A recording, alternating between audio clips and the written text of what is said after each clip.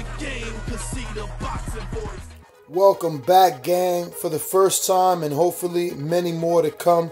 Don't forget to subscribe to the YouTube channel and click on the notifications right here, this little bell, so you can get those emails every time we go. So speaking of, and one of the reasons that I believe that they signed Pedraza was because of Felix Verdejo. There were already headlines out there that, you know, Bob said he was looking to match them in the future.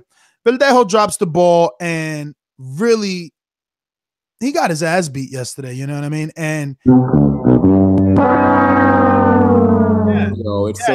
it's sad. It's sad. That guy had the entire world and industry hoping that he was going to be the next Miguel Cotto. And injuries, layoffs, himself shooting himself in the foot, you know, like it's so sad the waste of talent we have here, because he was the better guy still than this guy. I think that because of his nationality, his amateur background, and his signing, I think that he's going to be better than, let's say, a Hector Munoz. For those that don't know Hector Munoz, he just retired off of his last fight, and he's the infamous fighter that you've seen on ShowBox and on many televisions with a big gun tattoo, you know? So that's Hector Munoz. I think that Verdejo as a prospect has had enough A-side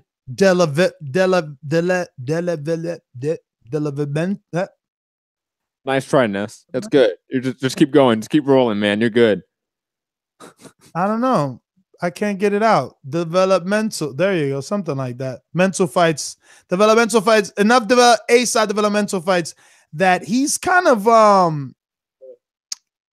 put together a nice little cushion, I think. I think he could go back to PR. Me being Latin, me visiting the country of Puerto Rico often, I know that he could go back and be good. How old is he? He's young. What, like 24, 25 still probably? Probably. I mean, that's the thing here. I don't think he can rebuild from this, though. That was an ass whooping to someone we've never heard of. That was it. I mean, maybe a new trainer, because he's still with fucking Ricky Martin, man. I asked Adam, I'm like, yo, was Ricky Martin? Because I see that another guy we're going to talk about who got a really shitty win as well, Pitufo, Christopher Pitufo Diaz. He's another Puerto Rican fighter, signed a Top Rank. He was also...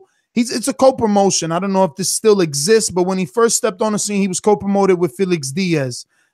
None other than Felix Diaz, the one we're talking, not Diaz, excuse me, Felix Verdejo, the one that we're talking about. But he was also trained by Verdejo's trainer, Ricky Martin, not the singer. But Verdejo and Ricky are extremely religious. I mean, Pentecostal Christians. So whatever. Pitufo is not with them anymore. He's now training with Chino, which his stable is getting fucking good. Like, not, Freddie Roach 5 years ago stable, but yo, Chino has Jason Sosa, Tevin Farmer, you know, Cornflake Lamana, Steven Ortiz, and there's like one other guy, and now he got Pitufo Diaz and like another undefeated young up and comer. Like slowly but surely, you know, that's how you start to build your stable. You did the robot thing. I know. Do you think it's a level of like bad promotion here, bad promoting, I should say? Because look at who Felix Verdejo fought last night. A guy that was 39-2, 33 KOs. The two losses he has, one of them he revenged and got the win against the guy in a rematch. And the other fight was against Roberto Ortiz years ago, like 7 years ago. Yeah, look, I never even checked that guy's box record. And I'll tell you what, if it would have been pre-fight, I would have told everyone keep their eyes open based off that resume right there. But, yo, we've been saying Verdejo hasn't been looking like what Bob was selling, right? But this is the one thing you got to give credit to. Bruce Trampler, those matchmakers at Top Rank, they were able to keep Verdejo undefeated all these years, even though we've been saying like, yo, wait a minute, he's not looking as crisp.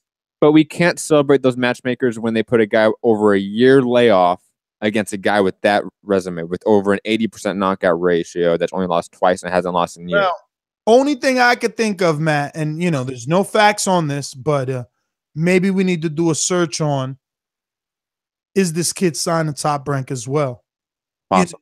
Because if you're Bob, you've invested in this Olympian that's graced the ring with Lomachenko, has had some very high accolades in the amateurs and a lot of hype by media experts.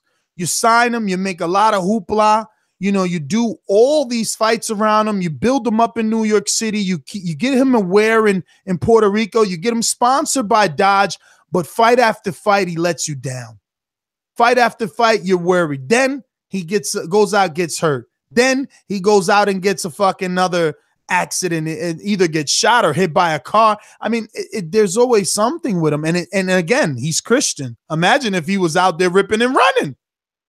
Shout out to the super chat, Eric Cruz, saying shout out to the hardest working team in the boxing game, TBV, La Familia. Thank you, Eric Cruz. Always.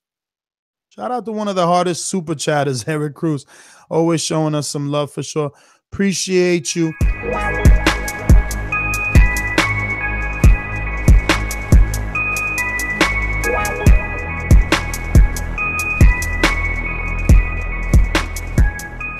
What is up, TBV family? Yes, YouTube has been cutting funding to their channels as of late, and with net neutrality going through its process, their internet is changing. If you want to keep your favorite channel intact, coming up with tons of content, and plus get hours and hours of extra content, head over to patreon.com/ThaBoxingVoice to become a member of the TBV family and help support the channel. Peace.